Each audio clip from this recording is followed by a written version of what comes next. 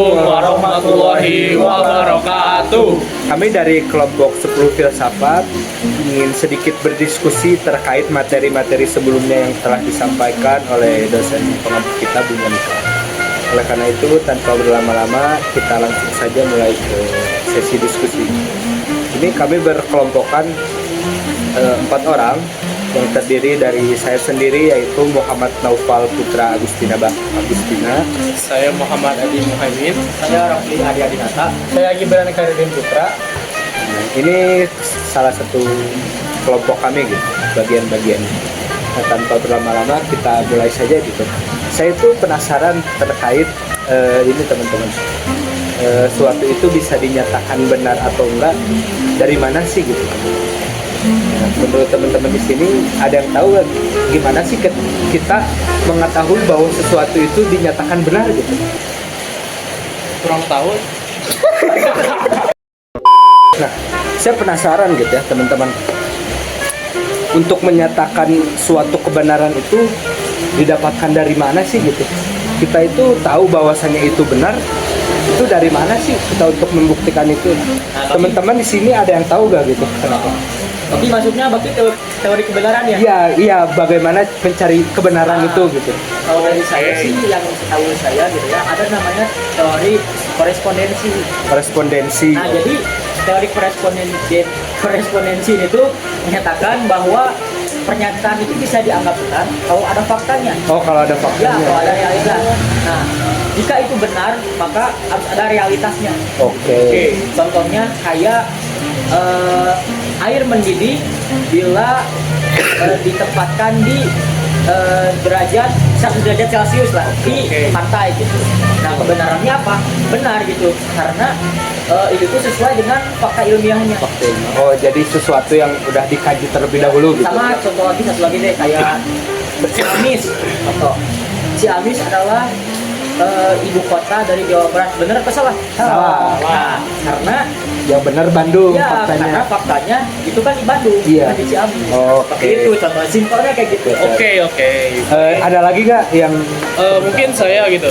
Saya tahunya itu tentang teori koherensi gitu. koherensi? Oke. Ya, teori koherensi ini yaitu teori kebenaran yang menyatakan suatu kebenaran itu harus koheren atau sesuai gitu, Oke, atau konsisten gitu, konsisten gitu.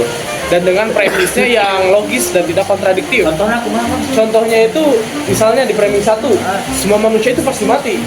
Di premis kedua, misalnya Gibran adalah manusia, maka kesimpulannya Gibran pasti mati gitu. Oh, oke. Jadi selaras gitu. Iya, selaras. Oke. Ada lagi, Mungkin ada Gibran dari Dengan mana? saya ingin menambahkan satu teori, yaitu satu teori pragmatis gitu ya. Jadi satu teori pragmatis itu bisa dikatakan benar jika terbukti berguna dalam kehidupan kita sehari-hari gitu. Jadi terimplementasikan gitu ya. Nah, Bermanfaat ya, juga gitu ya. Oh. Jadi tidak harus melakukan kaji atau teori ilmiah gitu. Ya.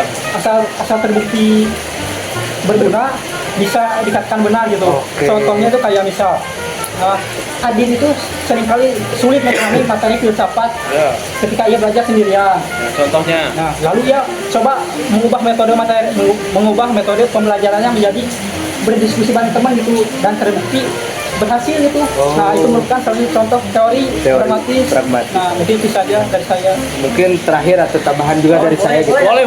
Ya, yang saya ketahui ada juga yang namanya teori intersubjektif gitu. Yang dimana teori intersubjektif itu kebenaran yang dihasilkan melalui kesepakatan bersama gitu. Teman-teman tahu nggak? Misalnya nih saya ambil contoh ya. Boleh, silakan. Teman-teman tahu ini apa? Buku ininya apa namanya? Kertas. Nah, teman-teman tahu uang? Tahu. Uang berharga gak? Sangat Bernilai nggak? berharga. Padahal kan uang hanya sebatas kertas gitu. Nah, kenapa uang itu bisa dikatakan bernilai? Dikarenakan itu ada konsensus atau kesepakatan bersama umat manusia gitu. Sehingga ketika ada kesepakatan bersama, itu bisa memunculkan nilai daripada uang itu sendiri. Gitu. Jadi adanya kesepakatan bersama dan itu bisa disebut salah satu teori kebenaran juga. Kan pada umumnya uang tuh hanya kertas biasa seperti ini saja gitu. Nah, tetapi kenapa uang itu menjadi nilai untuk alat tukar, membeli barang dan sebagainya? Karena itu ada kesepakatan bersama gitu. Nah, itu disebut teori intersubjektif. Jadi poin pentingnya itu harus mendahului atau melalui kesepakatan bersama dulu gitu. Iya, kesepakatan bersama banyak Oke. orang gitu. Siap, saya Itu paham. mungkin sedikit tentang teori gitu kan. Kemudian saya juga merasa penasaran gitu kan, teori banyak nih ya macam-macam untuk membuktikan kebenaran. Nah, pasti untuk membuktikan kebenaran harus ada suatu pernyataan ketika kita ingin sampaikan kepada orang-orang gitu. Atau di saat kita sebut proposisi itu bisa kita sebut apa suatu pernyataan, entah itu bisa benar atau salah gitu. Itu diujinya di proposisi gitu. Nah, teman-teman, proposisi atau oposisi itu ada yang teman-teman ketahui gak sih maksudnya apa? Boleh saya dulu. Atau contoh daripada proposisi itu sendiri gitu. Gibran mungkin Saya ambil satu contoh proposisi positif gitu ya. Oke, Jadi proposisi positif itu hanya suatu pernyataan yang unsurnya itu menegaskan suatu hal gitu. Jadi di dalam proposisi atau statement itu tidak ada unsur penolakan. oh, tidak ada positif. Oke. Oke, jadi salah satu contohnya itu ketika mahasiswa ilmu politik Universitas Bandung itu seringkali menggunakan media sosial itu sebagai alat untuk diskusi berpolitik. Oke. Nah, di dalam statement itu tidak ada unsur penolakan gitu. Yang ada hanya menegaskan saja. Menegaskan. Nah, itu Oh. merupakan bukti nyata dari statement atau contoh dari proposisi positif gitu. Nah, mungkin saya sedikit menambahkan juga Boleh, silakan. terkait proposisi gitu. Yang saya ketahui proposisi itu juga ada yang bersifat universal gitu. Ya. Dalam artian ini terpakai dalam seluruh kegiatan gitu. Contoh misalnya di negara kita premisnya kayak gini, semua orang harus mematuhi aturan hukum yang ada di negara kita. Kata semua itu berarti bersifat universal. Berarti di negara kita apa? Demokrasi. Indonesia. Nah, teman-teman, kita tahu kan negara kita itu negara Indonesia yang dimana negara Indonesia ini menganut sistem hukum gitu. Ya. Tadi kan ada kata semua, berarti semua itu bersifat keseluruhan universal yang ada di negara kita. Itulah yang harus kita ikuti gitu atau kita taati gitu. Karena itu bersifat universal, diambil dari kata semua gitu. Ya. Jadi seperti itu kurang lebih proposisi universal tuh. Oh, universal. saya Mungkin juga pengen teman-teman nambahin lah gitu ya. Oke, ada lagi. Ada juga proposisi partikular. Oh, partikular. Apa kan? Tak apa lah. Kurang. Jadi proposisi partikular itu adalah pernyataan yang bersifat sebagian. Contohnya kayak gitu lah. Sebagian mahasiswa ilmu politik itu memiliki rasa cinta terhadap mata kuliah logika gitu, atau filsafat gitu. Kemudian juga ada beberapa kucing yang berwarna hitam. Nah, itu juga termasuk proposisi partikular. Simpelnya seperti itulah. Jadi mau baik negatif maupun positif. Jadi proposisi partikular itu bisa sama-sama bisa sama-sama benar gitu, Ya. tergantung konteksnya. Konteksnya oke. Apa? Mungkin terakhir Iya, mungkin saya akan menentang beliau gitu kan, karena saya itu dari proposisi negatif. oh gitu. negatif. Jadi proposisi negatif itu menentang semua hal tentang positif gitu kan. Oke. Contohnya seperti semua mahasiswa ilmu politik itu datang tepat waktu, sebagian datang tidak tepat waktu. Maka kesimpulannya, sebagian mahasiswa ilmu politik itu pemalas. Oke. Jadi iya negatif Aja, pokoknya intinya. Oke. Simpel, sangat simpel sekali. Ya, itu gambaran ini. Dan lanjutlah. Apalagi ya yang kita itu oposisi lah. Oposisi belum ya. Iya. Nah, dari saya gitu, saya ketahui bahwa oposisi itu ada yang namanya oposisi kontrari gitu. Kontrari. Di mana kontrari ini bisa salah satunya harus benar, bisa lagi salah satunya salah, tetapi tidak bisa dua-duanya itu benar, tapi dua-duanya juga bisa salah. Contoh misalnya gini, tidak ada, semua mahasiswa itu rajin. Terus premis keduanya tidak ada mahasiswa rajin. Nah, semua mahasiswa rajin ini bisa benar gitu. Tetapi yang premis keduanya itu bisa salah. Begitupun kebaliknya. Sebaliknya yang premis B-nya itu bisa benar, premis A-nya bisa salah gitu. Kurang lebih oposisi. Oposisi. Apa tadi saya bilang? Kontradik. kontrari lah, oposisi kontrari kurang lebih seperti itu. Lanjut. Ada yang mau Oh iya tadi kan kontrari ya. kontrari ya. Nah, saya sub kontrari. Oke, sub kontrari Sub siap. kontrari mah jadi oposisi antara dua komposisi partikular. Jadi keduanya itu jadi di awalnya itu sama-sama menggunakan kata sebagian. Oh, sebagian. Jadi keduanya itu tidak bisa sama-sama salah, tapi bisa sama-sama benar gitu. Oh. Contohnya kayak gini lah. Saya ambil oh ini. Sebagian pedagang itu kikir. Kemudian premis keduanya itu sebagian pedagang tidak kikir. Nah, kan tidak apa ya, tidak sama-sama salah gitu kan. Iya. Tapi bisa sama-sama juga benar gitu Iya. kan. Nah, seperti itu. Contoh simpelnya kayak gitu lah. Mungkin saya subalternatif ya. Oh, oposisi subalternasi. Betul. Subalternasi maksud saya. A few moments later. Ya, oposisi subalternasi. Jadi oposisi subalternasi ini merupakan hubungan antara proporsi universal dan juga partikular. Oke. Jikalau universal itu benar, maka akan mengalir partikular. Partikular itu akan benar juga. Oh. Jadi contohnya mungkin tidak semua burung itu bisa berenang seperti ikan. Maka sebagian burung tidak bisa berenang seperti ikan. Oke. Jadi itu Oke. Jadi selaras. selaras, sangat selaras. Itu mungkin dari Saya, Gibran mungkin ya terakhir. Saya nambahin oposisi kontradiktori. Oke, Jadi kontradiktori. oposisi kontradiktori itu adalah dua pernyataan yang sifatnya itu nggak bisa sama-sama salah dan nggak bisa sama-sama benar gitu. Jadi Oke. salah satu harus benar dan salah satu itu harus salah. Oh. Simpel kan? Oh, Nah, simpel. contohnya tuh kayak semua mahasiswa ilmu politik di Sunan Gunung Jaya Bandung teh. Iya nggak? Ya benar gitu. A few moments later. Oke, kemudian itu yang saya namain oposisi kontradiktori. Jadi oposisi kontradiktori itu simpelnya tuh kayak suatu pernyataan, dua pernyataan yang simpulnya tuh nggak bisa sama-sama benar dan nggak bisa sama-sama salah gitu. Jadi salah satunya itu harus benar dan salah satunya itu harus salah. Simpelnya tuh semua mahasiswa UIN itu hadir dalam kelas.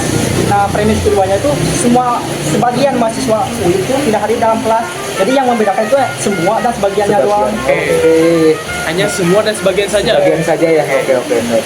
Paham. Berarti itulah mungkinnya terkait oposisi yang kita diskusikan. Kemudian kan pasti kita juga sering gitu ya bertanya, apakah pernyataan kita itu yang sering kita ucapkan sehari-hari itu benar semua kah, logis semua kah, faktual semua gitu kan? Takutnya tuh sesat berpikir. Iya, gitu. nah takutnya malah itu kebalikannya gitu. Nah, makanya di sini saya juga ingin sedikit gitu menjelaskan terkait pernyataan-pernyataan yang sering dikeluarkan seseorang gitu.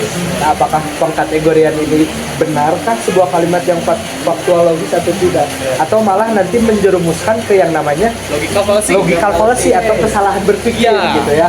Nah, di sini mungkin dari saya dulu mungkin. Boleh, silakan. Teman-teman tahu gak ternyata ya dalam logical fallacy itu ada yang namanya hasty generalization. Ada hasty generalization itu seperti ini. Ketika misalnya saya ngambil contoh ya dalam konteks hubungan nih misalnya.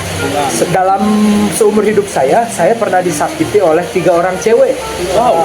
Misal nih, Ya. misal 3 orang cewek telah menyakiti saya, sehingga saya membuat kesimpulan bahwasanya cewek itu adalah brengsek. Karena cewek itu, ketiga cewek ini pernah menyakiti diri saya gitu, sehingga saya menyimpulkan bahwa semua cewek itu brengsek. Nah, itu adalah masuk ke bagian logical fallacy gitu. Kenapa? Iya. Kenapa sok teman-teman? Karena itu mengeneralisasikan Bahwa semua cewek itu bahwa sama. semua cewek itu sama. Padahal belum tentu ya. Padahal belum tentu kan, masih banyak di luar sana yang justru masya Allah dan baik sekali gitu perempuan di sana itu. Iya, iya. Jadi kita nggak bisa mengeneralisasi apa yang kita rasakan untuk menyimpulkan kesimpulan yang umum gitu. Yap. Nah, sehingga inilah pengkategorian hasty generalization, mengeneralisasi segala sesuatu. Mungkin itu dari saya gitu bagian. Dari teman-teman apakah ada? Mungkin dari saya ya. Saya itu logical fallacy ad hominem. Oh, ad hominem apa itu? Mau ya teh? Yaitu menyerang pribadi seseorang gitu. Oh ya, ini saya sering sekali dengar. Ya, mungkin contohnya itu ketika Gibran nih. Gibran ini sedang mengeluarkan pendapat gitu, ditentang sama Nopal gitu. Misalnya pendapat Gibran itu salah karena kamu cuma lulusan SD gitu. Ah, Nah, itu kan itu sudah sering, iya. sudah menyerang pribadi Gibran gitu kan. Iya. Mungkin dari gitu. Itu harus menyerang pribadi ya, Betul, personal ya. itu personal mah. gitu. Bisa dari pribadi atau latar belakang gitu. Oke ya. Mungkin itu hominem ya. Ya, sangat. Kemudian dari yang lain apakah ada Ada kan Gibran Mungkin jenis yang lain itu ada post hoc. Jadi post hoc? post hoc itu nyambungin sesuatu kejadian yang sebenarnya tidak ada kaitannya sama sekali gitu. Oh, ini siap. Siap, Jadi betul. contohnya itu kita Ini misal terjadi. saya itu politikus, Ya. saya itu sedang kampanye di daerah Cicalengka gitu. Nah setelah kampanye di daerah Cicalengka itu ekonominya naik drastis gitu. Lalu ada orang yang menafsirkan bahwa ekonomi naik gratis gara-gara saya gitu. Oh gitu, mengkait-kaitkan. Padahal belum tentu kan? Ya, belum tentu. Padahal bisa saja gara-gara Ada hal lain ya? ada hal lain ya. Oke mungkin sekitar itu aja. Oke. Terakhir Oh, mungkin. yang setahu saya itu ada juga logical fallacy, circular reasoning. Oh, circular reasoning. Apa itu? Saya pernah dengar itu. Oh, saya belum pernah. Belum. Aracan artinya belum. Belum. Tapi coba jelaskan, Pak. Oke, jadi itu tuh adalah kesalahan berpikir yang dimana kesalahan berpikir itu ketika menjadikan sebuah kesimpulan itu tuh menjadi landasan sebuah argumen. Nah, jadi sehingga si argumen tersebut itu berputar-putar terus gitu tanpa memunculkan bukti yang baru. Oke. Contoh struktur umumnya tuh kayak gini lah. A ini benar karena B benar ini karena A. Balik lagi gitu ya. Balik lagi. Oh, Iya. Jadi gak nyimpulin kesimpulan yang benar Ya, atau gitu ya. contohnya kayak gini lah. Buku ini bagus karena banyak orang yang mengatakan buku ini bagus. Nah kan tidak memunculkan di depan Iya. orang kakak mengklaim, malah ngeklaim apa yang dikatakan oleh orang lain gitu. Seperti itu. Simpelnya itu kayak gitu. Paham. Nah, mungkin itu saja diskusi kali ini gitu. Kita dari kelompok 10 mohon maaf bila banyak kesalahan. Saya Muhammad Noval Putra, pamit undur diri, dan yang lainnya. Saya Muhammad Adin, pamit undur diri. Saya Raffi Argidata pamit undur diri. Saya Gibran Putra pamit undur diri. Wassalamualaikum warahmatullahi wabarakatuh. Salam perlawanan.